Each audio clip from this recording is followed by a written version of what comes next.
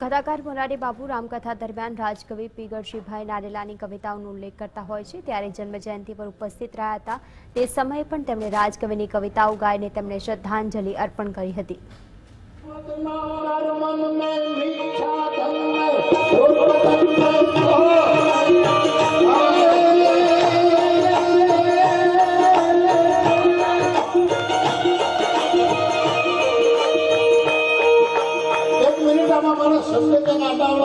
તમે પછી ભૂલ કાઢતા તમને વાર ન લાગે।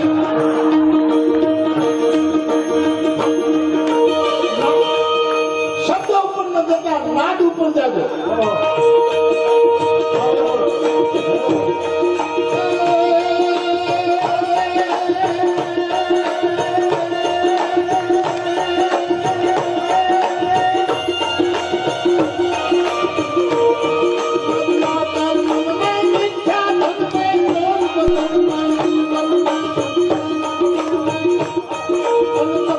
धन में छन छन में